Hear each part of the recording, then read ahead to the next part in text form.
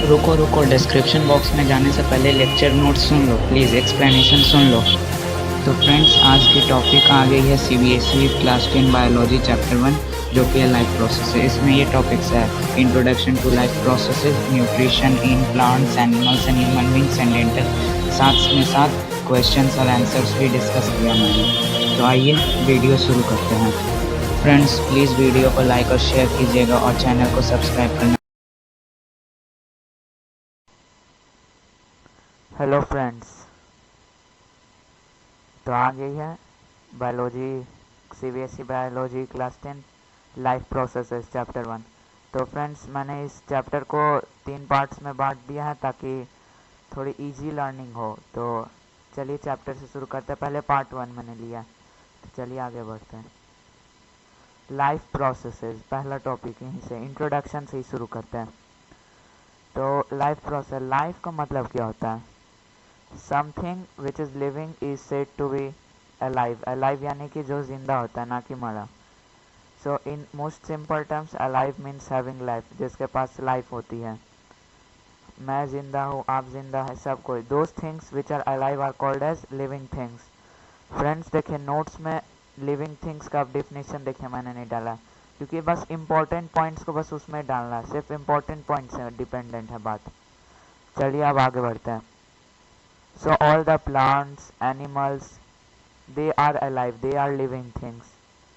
सबसे बड़ा question arise होता है, what criteria do we use to decide whether something, ऐसा कौन सा सबसे पहले इम्पोर्टेंट क्राइटेरिया है जिसे हम डिसाइड कर सकते हैं कि कोई जिंदा है या मरा, यानी कि विच इज़ अलाइव और डेड। तो सबसे पहले आ जाता है, सबसे इम्पोर्टेंट यही है मूवमेंट। ये देखिए मूवमेंट शब्द, movement is the most important criterion to decide whether something is alive or not. So movement is one of the most important signs of life in an organism. All the living things, जो भी चीज़ जिंदा होता है, वे बिना किसी external help के, external help यानी कि बाहर से कोई सपोर्ट के बिना भी, they can move, they can show movement. And in some cases the movements of living things are quite fast, which can be easily observed by us. जैसे कि एथलीट्स, जब एथलीट्स रन करते हैं उस समय, and in some cases slow भी होता है, तो थोड़ा डिफ़िकल्टी से ऑब्जर्व होता है। लेकिन जो भी हो, लिविंग थिंग्स मूवमेंट शो करता है। तो पहला ही पॉइंट डिफरेंस ले लीजिए, living things show movement, non living things can not show movement. चलिए अब एनिमल्स का मूवमेंट और प्लांट्स के मूवमेंट से बात करते हैं। तो आते हैं सबसे पहले एनिमल्स के मूवमेंट पे। ये animals show movement by moving from one place to another और by moving their body parts. For example frog, crow, bear, dog, बहुत सारे एग्जांपल्स हैं एनिमल्स के एग्जांपल। बस प्लांट्स का क्या क्राइटेरिया होता है? Plants show movement by moving their body parts such as leaves, flowers, shoots and roots. मतलब प्लांट्स के पार्ट्स चलते हैं। अब अंतर समझिए एनिमल्स और प्लांट्स के मूवमेंट। एनिमल्स का मूवमेंट जो होता है from place to place, one place to another, और by moving their body parts. यहाँ दो ऑप्शन है एनिमल्स का, लेकिन प्लांट्स के पास ये सेकेंड ऑप्शन सिर्फ रहता है, मूविंग दियर बॉडी, यानी कि उनका main place of movement fixed रहता है, लेकिन उसका जो पार्ट्स होता है, leaves, flower, shoots, roots, birds etcetera, तो दे शो मूवमेंट। और उसके बाद फिर क्या है, non living things can not show movement by themselves. अब कैरेक्टरिस्टिक्स, अब फ्रेंड्स देखिए नोट्स में क्या होता है ना कि पॉइंट्स को समराइज करना पड़ता है, तो यहाँ समराइजेशन कैसे समझेंगे। अब मान लीजिए नॉन लिविंग थिंग्स का मैंने क्या बताया था आपको कि non living things can not move by themselves. वहाँ उसको बस एक एक्सटर्नल फोर्स का ज़रूरत है, they need an external force for moving, and the movements over very small scale are invisible to the naked eye. ये कौन सा मूवमेंट्स की बात कर रहा है? ये वो मूवमेंट्स की बात कर रहा है जिसमें जैसे सेल में साइटोप्लाज्मिक फ्लूइड, इसका मूवमेंट क्या आप नहीं कॉल कर सकते, क्यों? Because they are very microscopic to see. So मैं क्या बात कर रहा था, लिविंग थिंग्स और नॉन लिविंग थिंग्स के डिफरेंस के बारे में। पहले characteristics of living things, they can move by themselves, पहला। They can grow and reproduce, and second third they can respond to changes. देखिए मैंने यहाँ कितना पॉइंट्स को जोड़ा, 1 point, 2 point, 3 point, 4 point, 4 points. अब अगर आपसे पूछा जाता है कि what is the difference in living things, तो यहीं से आ जाए। Living things they can move by themself, non living things they can not move by themself. Living things they can grow and reproduce, non living things they can not grow and reproduce. Living things they can respond to changes around them, non living things they can not respond to changes around them. अब क्या आता है number 6, sorry point number 6। और भी characteristics है, जैसे living things can excrete, living things can respire, living things can living things need food, air and water and basic. So अब हम मेन पर आते हैं, what are known as life processes. Actual life processes का definition क्या होता है? The basic functions perform by living organisms to maintain their life on this earth are called life processes. Basic functions यानी basic functions body का, जैसे यहाँ पे हम लोग अभी पढ़ेंगे, ये all the organisms perform some basic functions to keep themselves alive. जिंदा रहने के लिए एक आदमी के बॉडी में नहीं, एनिमल का बॉडी, प्लांट का बॉडी, जो भी लिविंग थिंग्स के बॉडी में कुछ बेसिक फंक्शंस होते हैं, वो बेसिक फंक्शंस को हम लाइफ प्रोसेसेस कहते हैं। लाइफ प्रोसेसेस क्यों? क्योंकि ये उस आदमी को अलाइव रहने के लिए हेल्प करती है। जैसे basic life processes are the basic life process common to all living organisms. पहला था न्यूट्रिशन एंड रेस्पायरेशन, फिर सेकंड है ट्रांसपोर्ट एंड एक्सक्रीशन, फिर है मूवमेंट, फिर है रिप्रोडक्शन, फिर है ग्रोथ, फिर है कंट्रोल एंड कोऑर्डिनेशन। इतना हो गया। अब आगे बढ़ते हैं। तो ये सब जो बेसिक लाइफ प्रोसेसेस है, इनको इस चीज़ को करने के लिए कुछ तो एनर्जी की ज़रूरत है। हाँ, एनर्जी की ज़रूरत है। वो एनर्जी कहाँ से आएगी? एक्सटर्नली आएगी। तो ये एनर्जी कहाँ से आती है? Energy is required by organisms to perform various life या basic life processes which comes from food. जैसे न्यूट्रिशन में मान लीजिए, the process of nutrition involves the taking of food inside the body. पहले उसमें क्या था, फूड को बॉडी में लिया जाता है, उसके बाद उसको स्मॉलर मॉलिक्यूल्स में तोड़ा जाता है जिसको बॉडी एब्जॉर्ब कर सकता है। रेस्पायरेशन क्या है? तो यहाँ डिफिनीशन में आगे भी बता ही देता, लेकिन अभी भी चलते ही है। Respiration is the process which releases energy from the food absorb by the body. जो फूड एब्जॉर्ब करता है बाय ऑक्सीडेशन, रेस्पायरेशन वही प्रोसेस को कहते हैं। आगे भी हम लोग पूरे एक्सप्लेनेशन के साथ पढ़ें। फिर आता है transport. Transport is the process in which a substance absorbed और made in one part of the body is move to other parts of the body. माने कि जो भी सब्सटेंस एब्जॉर्ब्ड होता है, अब जब मान लीजिए फूड तो स्टोमक में लेते हैं, लेकिन एनर्जी सब पार्ट्स को चाहिए। एज अ रिजल्ट वो फूड को ट्रांसपोर्ट की जरूरत है, that is known as transport. Excretion is the process in which the waste materials produced in the cells of the body are removed from the body। यानी कि excretion एक process है जिसमें waste materials जो produce किए जाते हैं cells of the body। cell क्या क्या मैंने बोला? cell यानी smallest unit are removed from the body। growth है, growth तो पता ही है। और control and coordination किस चीज़ के रेस्पॉन्स में होगा? स्टिमुली के रेस्पॉन्स में। It is a process which helps the living organisms to survive in the changing environment around them। तो अब आगे बढ़ते हैं। Energy is required by organism which comes from food। Food क्या होता है भाई? A food is a kind of fuel which provides energy to all living organism। Food is a kind of fuel which provides energy। देख लीजिए फिर से interrelated है, which provides energy to all the living organisms।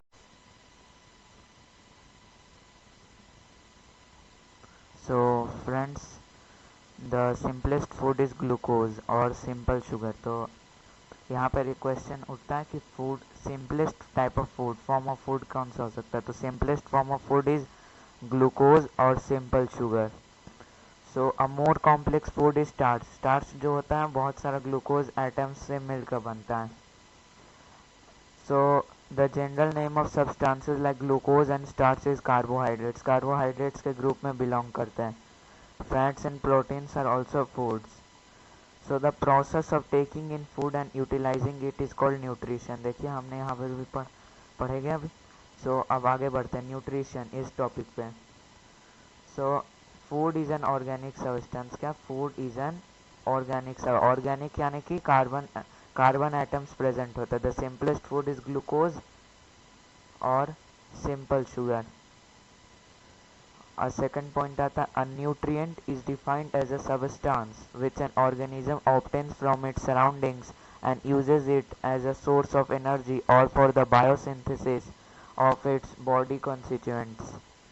A nutrient is defined as a substance, एक substance होता है which an organism obtains, एक organism obtains from its surroundings and uses it as a source of energy or for the biosynthesis. मतलब biosynthesis को पहले तोड़ दीजिए. bio plus synthesis. Bio यानी बायोलॉजिकल एंड सिंथेसिस यानी कि production, biological production of its body constituent. ये क्या है बॉडी बायोसिंथेसिस? ये क्या बॉडी कंस्टिट्यूएंट्स हो सकता है? Carbohydrates, proteins, fats, minerals, vitamin, salt etcetera. So nutrition, अब न्यूट्रिएंट की तो बात हो गई. अब nutrition is a process of intake of nutrients by an organism as well as the utilization of these nutrients by utilization यानी कि जब वो इसको यूटिलाइज करता है न्यूट्रिएंट्स को. So there are two modes of nutrition means methods of procuring food और obtaining. दो मोड ऑफ न्यूट्रिशन होते हैं, एक ऑटोट्रॉपिक एक हेट्रोट्रॉपिक. अब आते हैं मोड्स ऑफ न्यूट्रिशन के टॉपिक्स पर. Autotrophic mode of nutrition. Autotrophic तोड़ दीजिए इसको पहले. ऑटो प्लस ट्रॉप यानी ऑटो के यानी मतलब सेल्फ और ट्रोपे का मतलब यानी कि न्यूट्रिशन. तो इसको जोड़ने से क्या बनता है? Self nutrition. सेल्फ न्यूट्रिशन, इस वर्ड को याद रख. देखिए फ्रेंड्स, मैं चाहता तो सिर्फ नोट्स दे सकता, लेकिन नोट्स देने से नहीं होगा, एक बताना पड़ता है. मतलब नोट से पता चलना चाहिए कि पूरा चैप्टर, एक ओवरव्यू, एक पूरा चैप्टर कवर अप हो रहा है हाँ या नहीं. अब आता है autotrophic mode of nutrition. In autotrophic nutrition, the organism synthesizes its own food from the inorganic raw material like carbon dioxide and water present in the surroundings by using the sunlight energy. आता है यही है.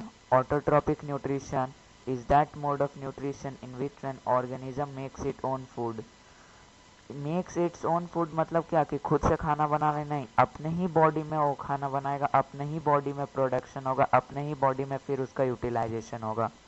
From the simple inorganic materials like carbon dioxide and water present in the surroundings. For examples green plants and autotrophic bacteria. देखिए bacteria दोनों type में होता है. Bacteria autotrophic भी होता है, हेट्रोट्रॉपिक. तो इसलिए autotrophic bacteria possess autotrophic mode of nutrition. So food एक ऑर्गेनिक मटेरियल है, तो autotrophic bacteria also obtain their food by the autotrophic mode of nutrition. Though most bacteria not autotrophs, लेकिन फिर भी जो कुछ बैक्टीरिया होते हैं जो ऑटोट्रॉपिक होते. अब क्या है? Those organisms which can make their own food from CO2 and H2O are called autotrophs. those organisms which can make their own food अभी मैं ऑटोट्रॉपिक में ऑटोट्रॉप्स नाम ही से पता चल जाएगा, ये नाम ही से पता चल जाएगा. ऑटोट्रॉपिक यानी autotrophs. The autotrophs contain the green pigment chlorophyll which can trap sunlight energy. अब आते हैं second. So autotrophs are the producers of food. क्यों? क्योंकि वे अपना खाना खुद से बनाते हैं. They are the producer of food. And the food produced by autotrophs is also used by human beings and many other animals. यानी कि जितना भी हेट्रोट्रॉप ऑटोट्रॉप्स में 2 से 3 एग्जाम्पल ज़्यादा से ज़्यादा उससे ज़्यादा होते हैं. Green plants and autotrophic bacteria और कुछ बैक्टीरिया फंगस माइक्रोब्स के कुछ कैटेगरी में आ गए. तो they are the producers of food. याद रखना. Who are autotrophs? The autotrophs are the producers of food. अब आता है सेकेंड टॉपिक पर, हेट्रोट्रॉपिक मोड ऑफ न्यूट्रिशन. तोड़ दीजिए पहले. हेट्रोस प्लस ट्रॉप है अदर्स न्यूट्रिशन यानी कि न्यूट्रिशन फ्रॉम अदर्स, यानी कि वे प्राणी जो खुद से अपना खाना नहीं बना सकते. दे can not make food on their own. Heterotrophic nutrition is that mode of nutrition in which an organism cannot make its own food from the simple inorganic materials like carbon dioxide and water and depends on, देखिए it depends, they are dependent on others, depends on other organisms for its own food. Third आता है point, यानी third point, those organisms which cannot make their own food from CO2 and H2O, CO2 यानी carbon dioxide and water, and depend on other organisms for their food. Heterotrophs cannot make their own food, they depend on other organisms, they cannot make their own food. Animals and non-green plant like yeast are heterotrophs का तो examples हैं. अब friends यहाँ देखना है कि हेटेरोट्रोप्स के भी तीन टाइप्स होते हैं. क्या तीन टाइप्स होते हैं भाई? पहले होता है सैप्रोफाइटिक न्यूट्रिशन, दूसरा होता है पैरासाइटिक न्यूट्रिशन, तीसरा होता है होलोजोइक न्यूट्रिशन. तो शुरू करते हैं. सैप्रोफाइटिक न्यूट्रिशन या हम लोग कह सकते हैं इसे सैप्रोट्रॉपिक न्यूट्रिशन, या इसका दो नाम है.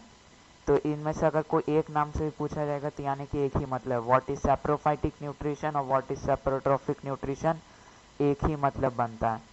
So saprophytic nutrition is that nutrition in which an organism, एक बात याद रखना, they can not make their own food. बस ये तीनों कैटेगरी में ये कॉमन चीज रहेगा, they can not make their own food, लेकिन इन तीनों का तरीका अलग है. Their way is different of taking the food. First, saprophytic nutrition is that nutrition in which an organism obtains its food from decaying organic matter or dead plants and animals, etc. The organisms having saprotropic mode of nutrition are called saprophyte. Saprophytic nutrition क्या है? Is that nutrition in which an organism obtains, देखिए किस चीज से, decaying organic matter. Decaying organic matter of क्या, और DK, या DK का मतलब समझ जाइए कि लिविंग थिंग्स, तो लिविंग थिंग्स ही डीके होता है. Dead plants and animals, decaying organic matter, and the organisms having saprotrophic, देखिए मैंने यहाँ saprotrophic mode of nutrition are called saprophytes. Second आता है parasitic nutrition. Parasitic nutrition is that nutrition in which an organism derives its food from the body of another living organisms without killing it. The organism having parasitic mode of nutrition is called parasite. Example Cuscuta, Amarbel.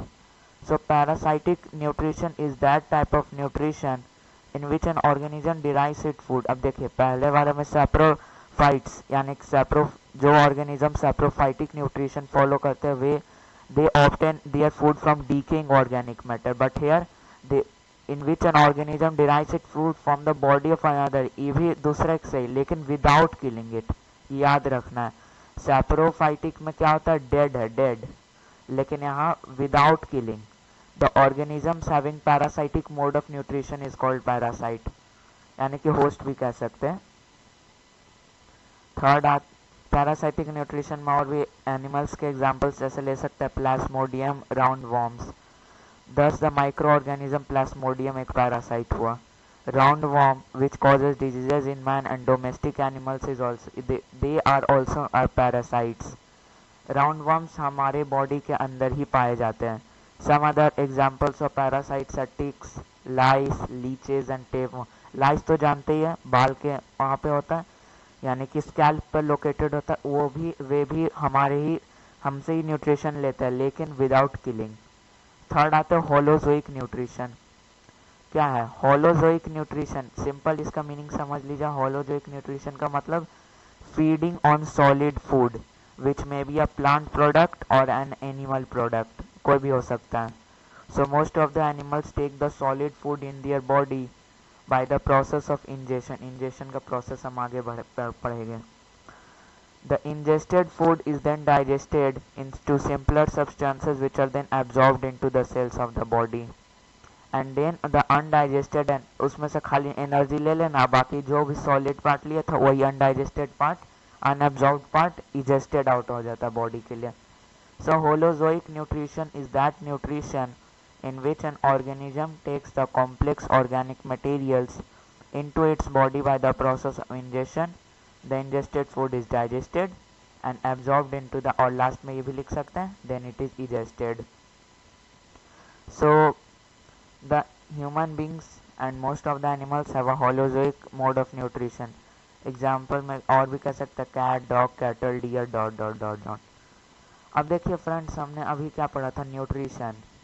तो ये nutrition के हमने दो types पढ़े, दो modes पढ़े. एक तो हो सकता है ऑटोट्रॉपिक, एक हो सकता है हेटेरोट्रॉपिक.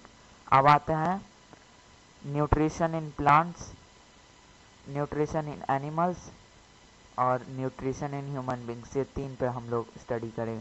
तो पहले न्यूट्रिशन इन प्लांट से शुरू किया जाए. So just like other organisms, plants also require food which can supply energy for their various metabolic activities. Though animals can move from one place to another in search of food, plants just stand still at one place and make their own food. Make their own food क्या मैंने कहा था, cell के अंदर, inside the cell they only make their food. Sorry friends अगर ज़्यादा noise आ रहा है. तो green plants are autotrophic and synthesize their own food by the process of photosynthesis. अब यहाँ मेन कर लेना फोटोसिंथेसिस, ये बात याद है. जैसे न्यूट्रिशन इन प्लांट्स पे आता है बात, सीधा फोटोसिंथेसिस पर याद रखना है बात को, फोटोसिंथेसिस. अभी photo, what is photo, photosynthesis को तोड़ दीजिए दो शब्द में. मैंने फिर हर बार कहा है कि कोई भी कम्प्लेक्स वर्ड हो तोड़ दीजिए. जैसे मैंने यहाँ हेट्रोट्रॉपिक को भी तोड़ डाला, heteros plus trophe. Autotrophic auto, auto plus trophe. Same as photosynthesis को कैसे तोड़ेंगे, पहले फोटो और उसके बाद सिंथेसिस. तो यानी कि फोटो प्लस सिंथेसिस. फोटो का मतलब लाइट, सिंथेसिस का मतलब to build. And therefore photosynthesis means building up by light. फिर से फोटो यानी लाइट, सिंथेसिस यानी build. So photosynthesis means building up by light. तो क्या है, the process by which green plants एकदम याद रखना है. फ्रेंड्स अगर आप ग्रीन प्लांट्स नहीं लिखते तो आपका ये डिफिनीशन रॉन्ग हो जाता है, क्योंकि फोटोसिंथेसिस का सबसे बड़ा एजेंट क्लोरोप्लास्ट होता है और ग्रीन प्लांट्स में ही क्लोरोप्लास्ट पाए. पहले ग्रीन प्लांट्स में क्लोरोफिल पाया जाता है, क्लोरोफिल में क्लोरोप्लास्ट पाया जाता है इसलिए. And bye the process by which green plants make their own food from carbon dioxide and water by using sunlight energy in the presence of chlorophyll is called photosynthesis. The process of photosynthesis takes place in the green leaves of a plant. So green leaves मैंने पहले ही कहा. So equation of photosynthesis is as 6 CO2 plus 6 H2O plus light energy through chlorophyll gives C6H12O6 plus 6 O2. 6 CO2 ये क्या है, ये carbon dioxide हो गया. H2O ये वाटर हो गया. लाइट एनर्जी यानी सन का लाइट एनर्जी हो गया. और उसके बाद chlorophyll by photosynthesis gives C6H12 यानी कि ग्लूकोज हो गया 6O2. तो फिर से हम लोग रिपीट करते हैं. The process by which green plants make their own food from carbon dioxide and water by using sunlight energy in the presence of chlorophyll is called photosynthesis. अब इस प्रोसेस के दौरान दो प्रोडक्ट्स रिलीज होते हैं, एक तो ग्लूकोज और दूसरा oxygen. So the process of photosynthesis takes place in the green leaves. ये तो हमने पढ़ाई. अब क्या है, अब हम थोड़ा सा डिटेल में चलते हैं कि ये कैसे हो. So the food is prepared by the green leaves of a plant in the form of a simple sugar glucose. यह है C6H12O6. The glucose food made in the leaves is then sent to the different parts of the plant, and the extra glucose is changed into another food called a starch. The starch is stored in the leaves of the plant. Glucose और starch एक ही category में मैंने बताया था. क्या बताया था, carbohydrates. So the food like carbohydrates prepared by photosynthesis contain chemical energy. यही chemical energy से. So thus the green plants convert sunlight energy into chemical energy by making carbohydrates. So the food prepared by photosynthesis provides all the energy to a plant which it needs to grow. And when we eat plant foods, the chemical energy stored in them is released in us. By which process? Respiration process. The photosynthesis takes place in the following 3 steps. यानी process of photosynthesis takes place in the following 3 steps. First आता absorption of sunlight energy by chlorophyll. Second आता conversion of light energy into chemical energy and splitting of water into hydrogen and oxygen by light energy.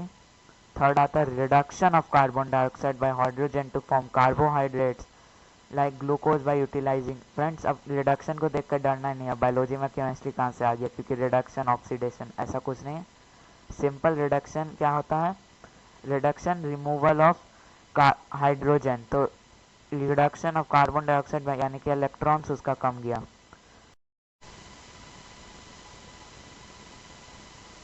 The raw materials required for photosynthesis is carbon dioxide and water.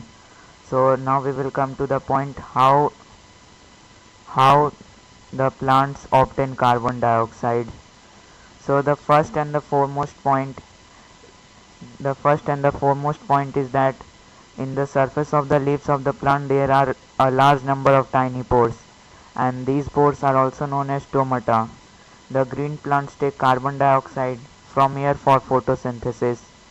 The green plants take carbon dioxide from air for photosynthesis through tiny pores known as stomata present on the surface of leaves.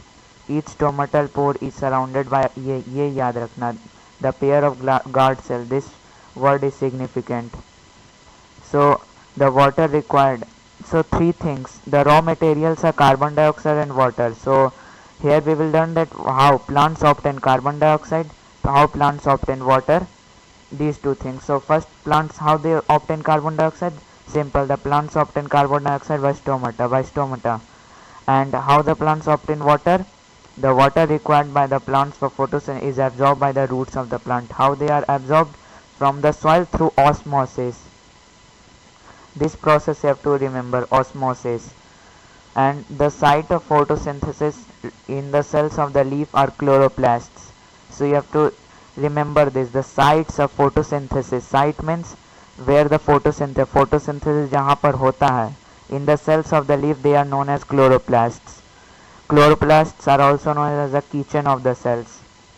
Now we come to the topic nutrition in animals and then nutrition in human beings. So come first, nutrition in animals. So we have just studied that nutrition in plants are autotrophic and nutrition in animals are heterotrophic. So means that plants are autotrophic organisms and animals are heterotrophic organisms.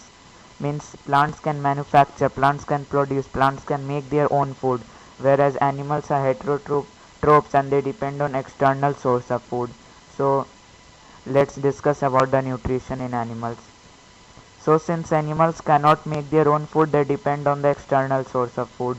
This external source of food must comes either from plants or other animals. So thus animals obtain their food from plants or other animals which they eat. So we are also animals, means we come in the category of the nutrition in animals. अपने आप को animals मत लीजिए. So we obtain the foods like wheat, rice, fruits and vegetables from plant. Vegetarian things and non-vegetarian things from meat, chicken, fish as food. So there are three types of nutrition in animals: herbivores, carnivores, omnivores. So come herbivores. So some animals eat only plant products. Some animals eat only animal product. Animal product means the flesh of other animals, and some animals eat animals also as well as plants also. So first category comes the animals which eat plants. So the animals which eat plants are known as herbivores. They are known as plant eaters. For example, goat, cow, buffalo, sheep, grasshopper, hippopotamus, etc. They are also known as plant eaters. You have to remember this point. इस point को याद रखना. Carnivores. Second category, they only eat animals as food. So some animals eat only animal, and those animals which eat only other animals as food are called carnivores. Carnivores eat only the meat of other animals.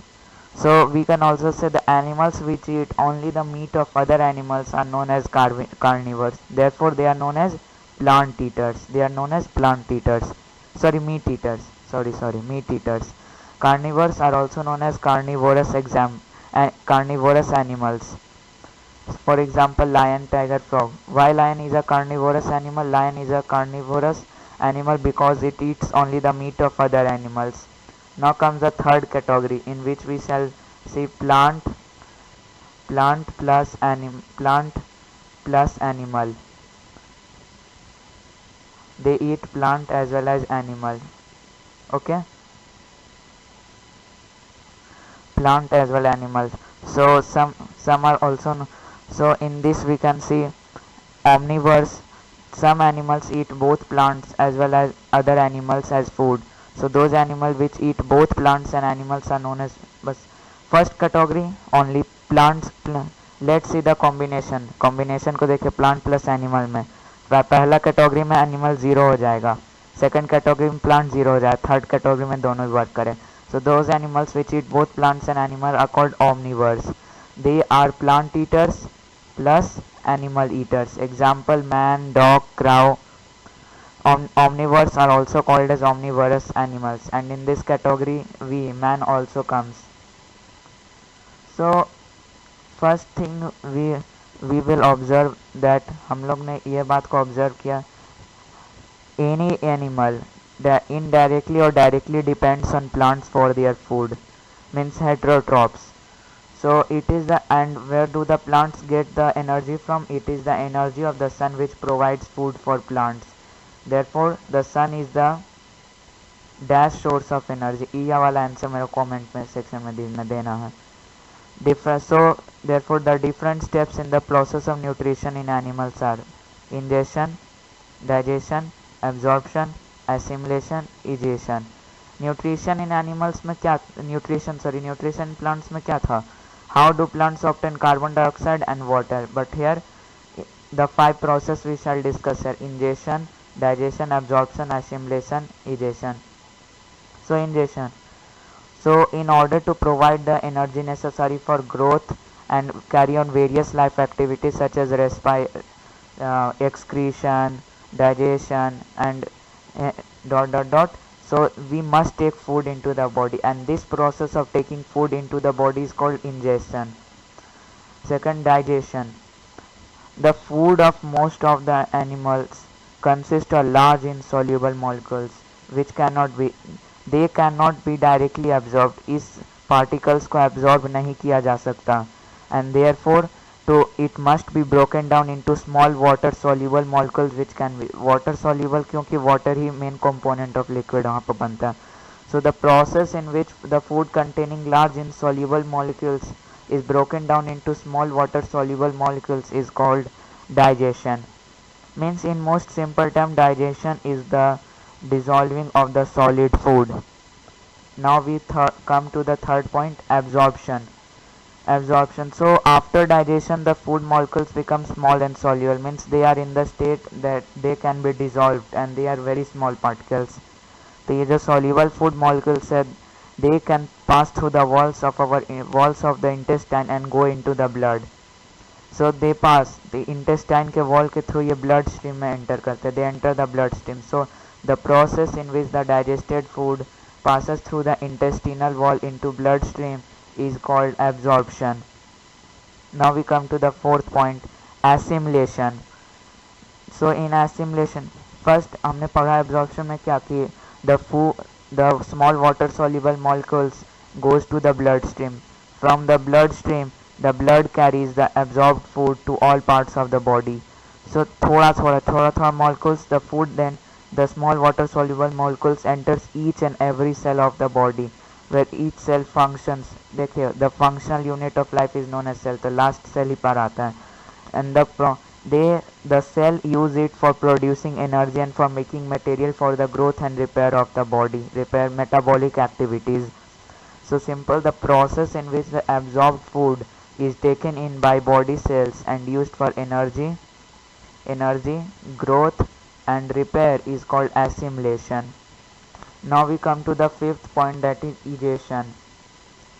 Now the whole food which we eat is not digested by our body. Some solid part को तोड़ा नहीं जा सकता. So a part of the food which we eat remains undigested or insoluble, क्योंकि उसको dissolve नहीं किया, which cannot be used by the body. So this undigested part of the undigested yani solid part, insoluble part of the food is removed from the body in the form of feces. So the process in which the undigested food is removed from the body is called egestion. So now we will summarize the different steps: ingestion, digestion, absorption, assimilation, egestion. Number 4. Fourth point, in unicellular animals, all the processes of nutrition are performed by a single cell like amobia, and in multicellular animals, all the processes of nutrition are performed by a combination of digestive organs. ये बहुत important point है. Combination of digestive यानी कि pancreas, liver, stomach, mouth, oesophagus dot dot dot. So unicellular, तभी multicellular animals जो है, हमने ये एनिमल्स तो पढ़ा और स्पेशली ह्यूमन बींग्स में भी अभी डिस्कस करें, लेकिन एमोबिया का मैंने मेंशनिंग नहीं किया. मैं सिंपल थोड़ा छोटा में एक्सप्लेन कर दें. So amoeba is a unicellular animal and the mode of nutrition in amoeba is holozoic. So holozoic nutrition आपको याद ही होगा, देखिए हमने यहाँ पे पढ़ा था. Holozoic nutrition is that nutrition in which an organism takes the complex organic food materials into its body. By the process of ingestion, the ingested food is digested and absorbed into the body cells. मतलब animals का nutrition follow करता है. So and amobia, the process of obtaining food by amobia is called phagocytosis. Screen की तरफ अभी नहीं देखना, अभी सिर्फ सुनना. So the process of obtaining food by एमोबिया जिस प्रोसेस से फूड को ऑब्टेन करते हैं उसे फैगोसाइटोसिस कहते हैं. अगर आपको याद होगा तो WBC also dissolves germs by the process of phagocytosis. So let's come now. 5 process होता है एमोबिया में: ingestion, digestion, absorption, assimilation, egestion. हर एक ऑर्गेनिज्म का 5 ही प्रोसेस होगा, लेकिन कुछ उसका एजेंट ऑफ ऑर्गन्स डिफरेंट होगा. जैसे इंजेशन, फर्स्ट पॉइंट. अब एमोबिया के पास कोई माउथ ही होना, it has no mouth. First point, जो हम लोग में माउथ होता है इंजेशन के लिए, लेकिन ingestion amoeba ingest food by using its pseudopodia. When a food particles, कोई भी फूड पार्टिकल जब एमोबिया के पास आता है, then this amoeba ingest the food particles by forming temporary finger-like projection called pseudopodia around it. As a result, the food vacuole can be तो ये जो होता है, the food is engulfed with a little surrounding water to form a food vacuole. A food vacuole can be considered to form a temporary stomach. इस process में amoeba का area, surface area increase होता है. Next we come to the digestion, second point जो है. So in amoeba the food is digested in the food vacuole याद रखना, temporary stomach, by digestive enzymes. And this digestion in amoeba, हमने पढ़ा था क्या डाइजेशन में, कि डाइजेशन में large insoluble molecules is broken down into small water soluble molecules. Therefore it is the amobia takes place inside the food due to which the food dissolves. अब हो गया food टूट गया. Food has broken from insoluble large molecules to small water soluble molecules. Now we come to the third point, absorption. So हम लोग में क्या था कि ब्लड स्ट्रीम में पहले intestinal wall then blood stream, but in the amobia it is directly absorbed into the cytoplasm of the amobia cell. By which process? Diffusion. So since amobia consists of only one cell, it does not require blood systems. हम लोग में क्या था कि cell to cell food जाके transfer, लेकिन यहाँ तो वन ही सेल है, तो इसमें ब्लड सिस्टम का कोई नीड ही नहीं है. तो एज अ रिजल्ट ये डायरेक्टली साइटोप्लाज्म में चल जाता है. कौन सा प्रोसेस के थ्रू? डिफ्यूजन. अब आते हैं फोर्थ पॉइंट पे, assimilation. So a part of the food absorbed in amoeba cell, so थोड़ा सा पार्ट रेस्पिरेशन के लिए चल जाए और जो रिमेनिंग पार्ट बच गया, they are use to lead the growth of amoeba. So lead the growth of amoeba means उसको ग्रोथ के लिए, growth and repair of the body, one ही सेल तो है. And last, egestion. तो amoeba is no fixed place for removing the undigested food. So it directly when the undigested food एक जगह collect होते जाता है, and when a considerable amount, sufficient amount of undigested food is collected, then एकाएक cell membrane it ruptures out, यानी कि वो फट जाता है, and the undigested food is thrown out of the body. Now we come to the last section of this part 1, nutrition in human beings, यानी कि nutrition in complex multicellular animals. So in the complex multicellular and all the processes of nutrition are performed by a combination of digestive organ, and this combination of digestive organs is known as digestive system. And also a long tube running from mouth to anus of a human being in which digestion and absorption of food takes place is called alimentary canal. So a long tube running from mouth to anus of a human being in which digestion and absorption of food takes place is called alimentary canal. So we shall learn the last topic in this part 1, that is nutrition in human beings, or we shall learn about human digestive system. So now the various organs of the human digestive system in sequence are mouth, esophagus, stomach, small intestine and large intestine. It is in sequence. They are associated with the various processes. Now there are also some glands of the human digestive system which are associated with it, such as salivary gland, liver and pancreas. The human alimentary canal is 9 meters long tube. So the ducts of the various glands open into the alimentary canal and pour the secretions of the digestive juices into the alimentary canal. So let's come for the last topic, that is nutrition in human beings. Now the processes of nutrition occur as follows. Again the same thing: ingestion, digestion, absorption, assimilation, egestion. Now come ingestion. So the human beings have a special organ for the ingestion of food. It is called mouth. It occurs through mouth. And so in human beings food is ingested through the mouth. The food is put into the mouth with the help of hands. Digestion, hands और काटा चम्मच जो भी हो लेकिन हाथ ही से. Next we come to the topic digestion. In human beings the digestion of food begins in the mouth itself. In fact the digestion of food starts as soon as we put food in our mouth. जैसे ही mouth के अंदर हम लोग food डालते हैं and the spot the digestion starts. Now the first and the foremost, the mouth cavity contains, or buccal cavity, दो नाम है, mouth cavity or buccal cavity. It contains teeth, tongue and salivary gland. The teeth helps in physical digestion, that is it cuts the food into small pieces, chews it and grind it. So the teeth help in physical digestion. And then the salivary glands in our mouth produce saliva. जैसे मैंने कहा था कि the three glands are salivary gland, liver and pancreas. So first salivary gland works in the process of digestion. The salivary glands in our mouth produces saliva. Our tongue helps in mixing this saliva with food. Saliva, what is saliva? Saliva is a watery liquid, so it wets the food in our mouth. Now this wetted food can be swallowed more easily. And many times when we eat or see a food which we really like, जब कोई भी खाना हमें बहुत ज़्यादा पसंद होता है उसे देखते ही our mouth waters, means saliva, the production of saliva automatically starts. So the salivary glands help in the chemical digestion by secreting enzymes. The human saliva contains an enzyme called salivary amylase which digests the starch into sugar. Starch to sugar कौन सा है enzyme? salivary amylase. इसको revise करें last में enzymes को भी. So thus the digestion begins in the mouth itself. Now since the food remains in the mouth only for a short time यानी सिर्फ saliva का वहाँ function है, so the digestion of food remains incomplete. Now it will come into the stomach. Now the slightly digested food in the mouth is swallowed by the tongue and goes down the esophagus, or in simple terms food pipe. Through the esophagus is a food pipe that connects करता mouth to stomach.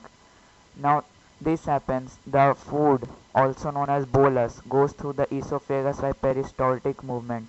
What is this peristaltic movement? The contraction and expansion movements of the walls of a food pipe is called peristaltic movement.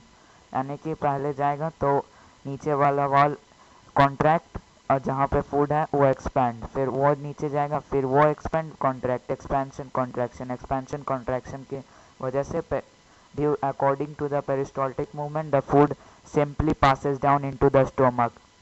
क्या आपने अभी दोस्तों ये भी सोचा है कि जब हम उल्टा उल्टा लटके रहते हैं तब भी खाना ठीक यानी कि जो फूड होता है it directly enters the stomach whether we are upside down or against the gravity.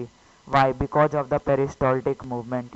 The food movement does not depend on gravity. Now this peristaltic movement pushes the slightly digested क्यों? क्योंकि saliva इसको wet कर चुका है. And in fact the peristaltic movement moves the food in all the digestive organs throughout the alimentary canal.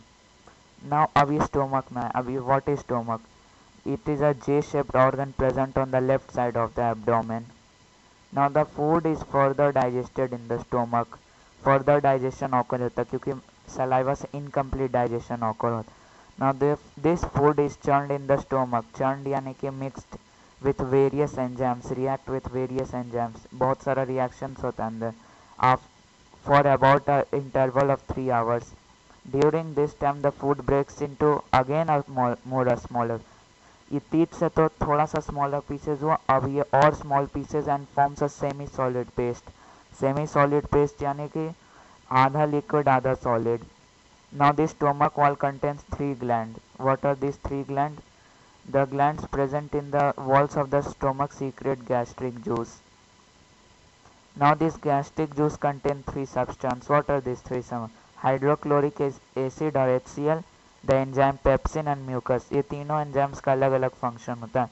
पहला hydrochloric का क्या function होता है, इन पेप्सिन का क्या फंक्शन होता है, और उसके बाद म्यूकस का क्या फंक्शन होता है. लेकिन स्टोमक में जो 3 आवर्स का इंटरवल रहता है, पहले gastric juice it reacts with the food. So for what is the function of the hydrochloric acid? Hydrochloric acid की वजह से the gastric juice is acidic in nature. और ये एसिड होना बहुत कंपलसरी है बिकॉज इफ एनी बैक्टीरिया और germs is by chance present in the food due to its acidic nature it will kill that food, means it will kill that bacteria germs which is present. अब ये एक और function है इस acidic medium का. Enzyme pepsin जब secreted होता है तो इनएक्टिव फॉर्म में रहता है, लेकिन एज सुन एज जब एसिड हो जाता है यानी कि HCl सीक्रेटेड होता है on the spot, the enzyme pepsin becomes in the active form and it begins the digestion of the protein present in food to form smaller molecules. Thus the protein digestion begins in the stomach. Protein digestion, carbohydrate digestion, protein digestion, carbohydrate or fat digestion, और उसके बाद protein digestion. Now the protein digestion begins in the stomach. So ये बात को note down रखना है कि enzyme pepsin is active only in the presence of an acidic medium. And another function, हाँ ये तो. अब म्यूकस का क्या फंक्शन? तीन था HCl, पेप्सिन, म्यूकस. तो म्यूकस का क्या function? It helps to protect the stomach wall from its own secretion of hydro. वो खुद ही सीक्रेट करता है HCl, but due to HCl it can damage the walls of the stomach. If अगर mucus नहीं secreted होता, if mucus is not secreted, then the hydrochloric acid will cause the erosion of the inner lining of stomach leading to the formation of ulcers in the stomach. यानी कि stomach का wall धीरे धीरे damage होने लगता है. तो क्या होता है फ्रेंड्स, पहले डाइजेशन का प्रोसेस में समराइज करता है. पहले टीथ से फिजिकल डाइजेशन होता है, जो ये च्यू किए ग्रिंड किए तो स्मॉलर वेटेड फूड पार्टिकल्स थोड़ा सा digest, incomplete digested food stomach में गया. After it goes through the stomach by esophagus through the process of peristaltic movement. Peristaltic यानी कि contraction and expansion movement of the walls. उसके बाद stomach में जाता है. It reacts, the stomach reacts with the incomplete digested food for about how many intervals? 3 hours. Now this gastric juice contains 3 substances. What are these? Hydrochloric acid, the enzyme pepsin and the mucus. Hydrochloric acid का क्या function होता है? It hydrochloric acid, the gastric juice becomes acidic in nature, जिसका वजह से first it kills any bacteria which may enter the stomach in the food and secondly it activates the inactive pepsin into active pepsin. Pepsin का क्या होता है function? The enzyme pepsin begins the digestion of proteins present in the food to form smaller molecules. Thus the protein digestion begins in the stomach. अब mucus का क्या function होता है? It protects the stomach wall from its own secretion of hydrochloric acid.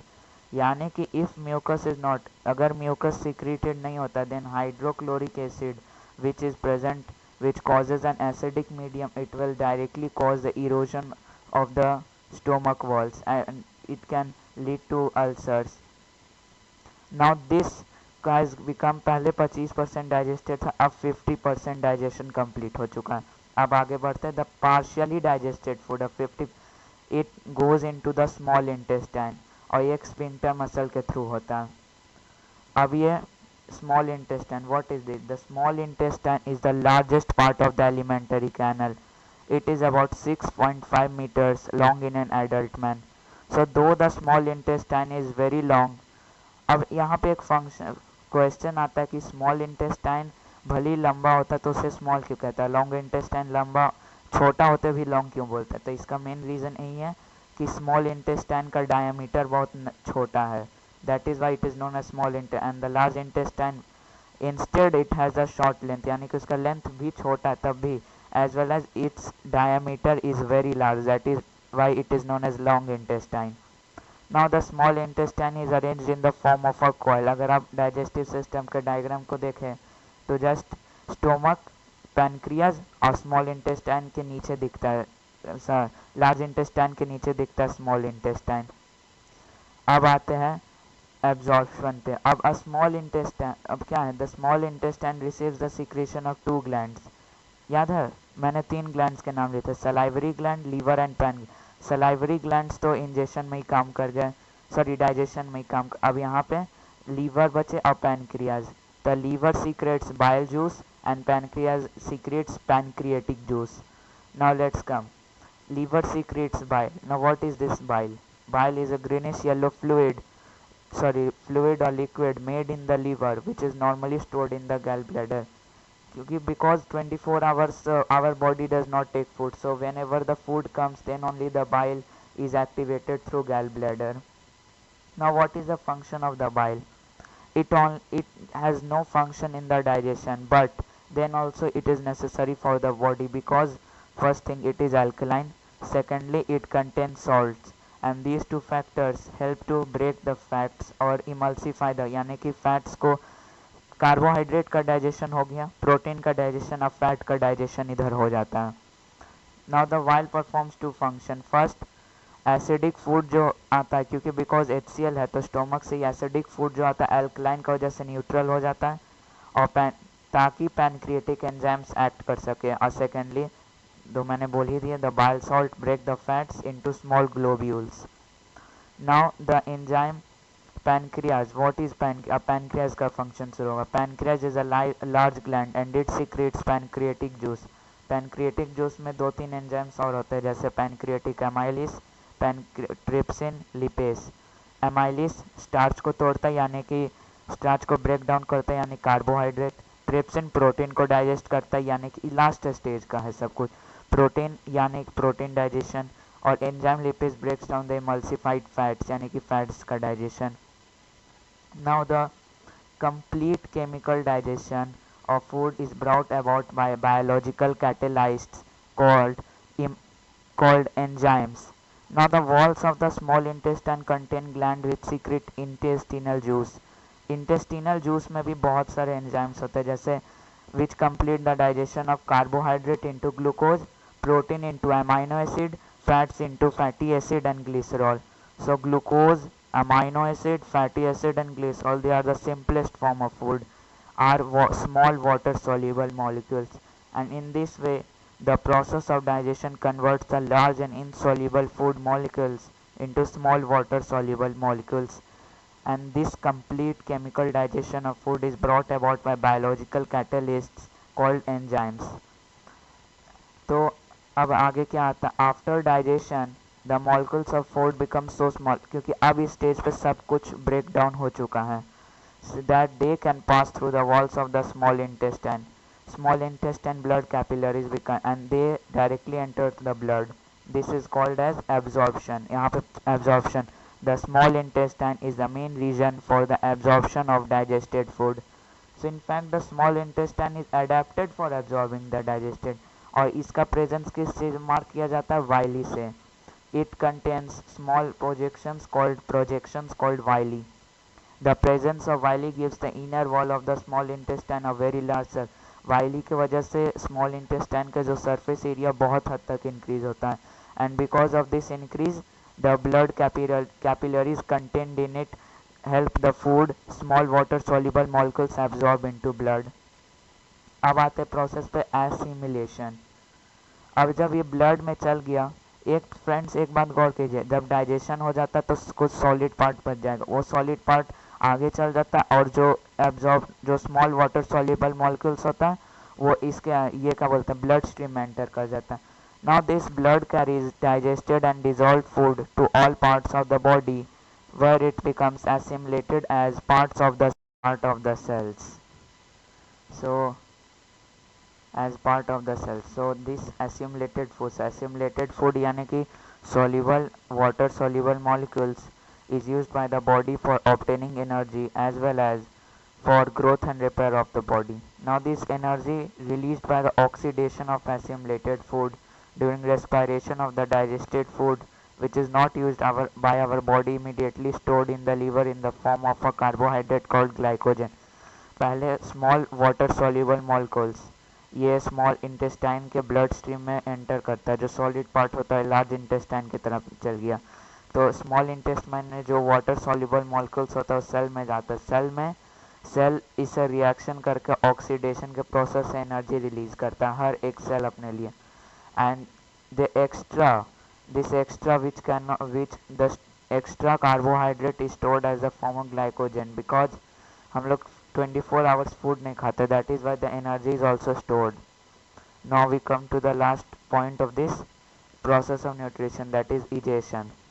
Now egestion, a part of the food which we eat cannot be digested by the body, and this undigested food cannot be absorbed in the small intestine.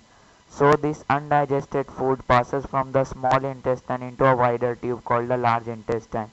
ये तो मैंने बोला ही था, small what is the main basic difference between small intestine and large intestine? The walls of the large intestine absorb most of the water from the undigested food with the help of villi, but this undigested part of food becomes almost solid. But in the large intestine, called rectum, this the colon part absorbs all the water and it becomes completely solid. So there are two parts, large intestine के दो parts होते हैं, एक colon एक rectum. तो rectum जो last part होता है ये it stores the undigested food for some time, and this undigested food is passed out from our body through anus as feces or stool. Now this act of expelling the feces is called egestion or defecation. क्या लिखा? Water is absorbed by the large intestine to make it in a solidified form, and then it is egested through the body by anus as feces. So saliva. So now we come to the last point of this part 1, that is dental caries. Now what is dental means? Dental related to teeth, and caries is type of a related disease. So हम लोग which is the part that helps in physical digestion, ये तो हमने पढ़ा था, the teeth.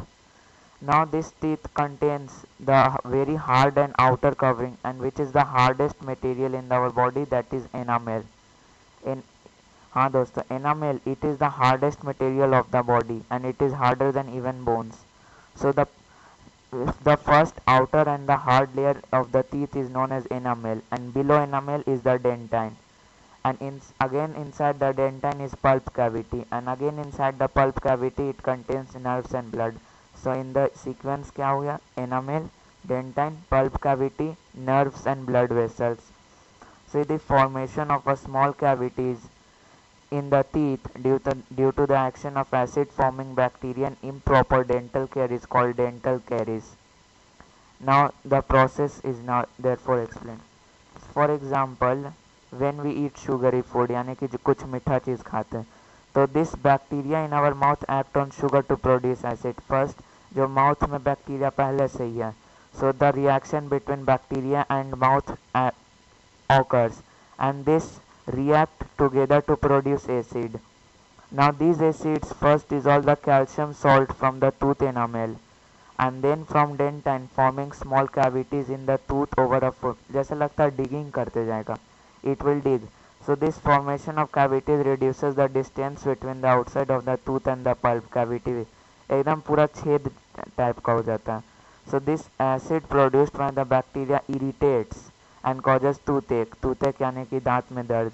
So if this cavity is caused by dental decay are not cleaned and filled by a dentist, तो then very soon अगर इसका इलाज जल्दी नहीं होता है तो this very soon the bacteria will get into the pulp cavity, means it will get into the bloodstream and it will cause inflammation and infection leading to severe pain. If also if the teeth are not cleaned, सुबह सुबह उठते ही हम brush करते हैं, लेकिन if the teeth are not cleaned regularly यानी कि everyday basis or to night morning basis, so they become covered with a sticky yellowish layer of food particles and bacteria cells called dental plaque. And since this plaque covers the teeth, forming a layer, alkaline saliva cannot reach the tooth surface to neutralize the acid formed by bacteria and hence tooth decay sets in. जो bacteria जो होता है acid produce करता है जब food के साथ react करता है, and saliva is alkaline so that alkaline plus acid neutral में चल जाए. So brushing the teeth regularly removes the plaque before bacteria produces acid, and this will prevent dental caries और tooth decay. तो friends अब part 1 हो गया है. अब हम इसको पूरे टॉपिक को एक बार रिवाइज कर लेते हैं. चलो ठीक ऊपर से सबसे पहला टॉपिक है life processes. Movement is the most important criterion to decide whether something is alive or not. Animals show movement by moving from one place to another or by moving their body parts. Plants show movement by only moving their body parts such as leaves, flowers, shoots and roots. Non-living things cannot show movement by themselves.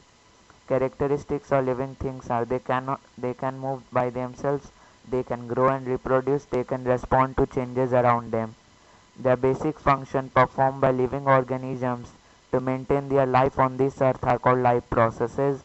Basic life processes are nutrition, respiration, transport, excretion, movement, reproduction, growth, control and coordination. Friends अब हम लोग part 2 में इसी के बारे में पढ़ेंगे.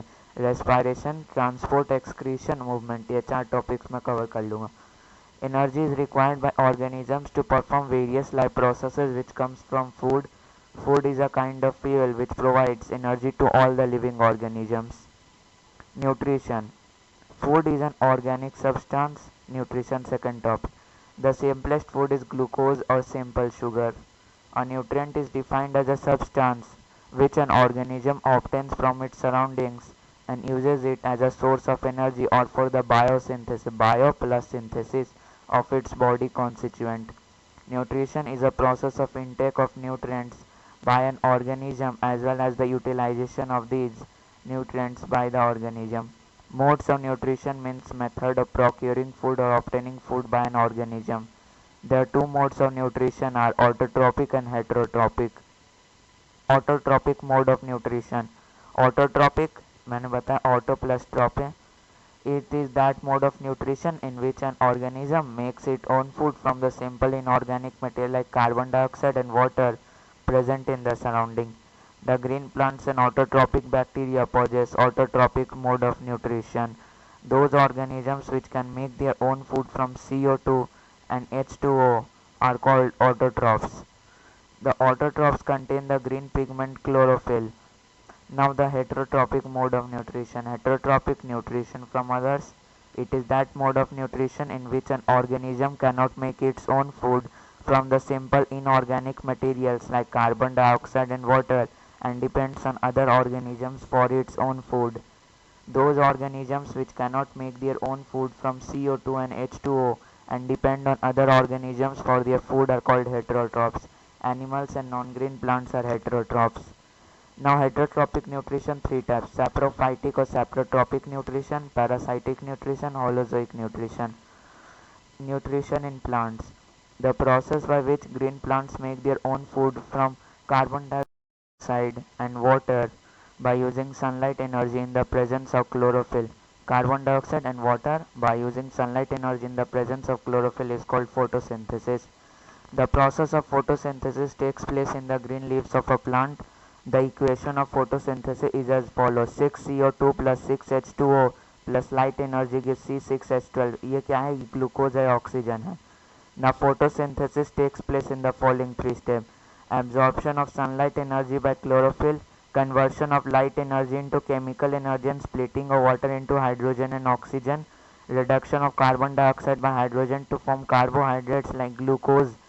The green plants take carbon dioxide from air for photosynthesis through tiny pores known as stomata present on the surface of the leaves.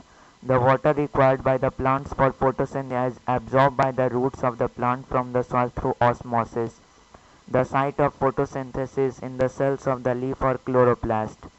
अब आता nutrition in animals. Animals are heterotrophs and obtain their food from other animals or plants. They are of three types: herbivores, carnivores, and omnivores. Different steps in the process of nutrition: ingestion, digestion, absorption, assimilation, egestion. Definitions क्या है?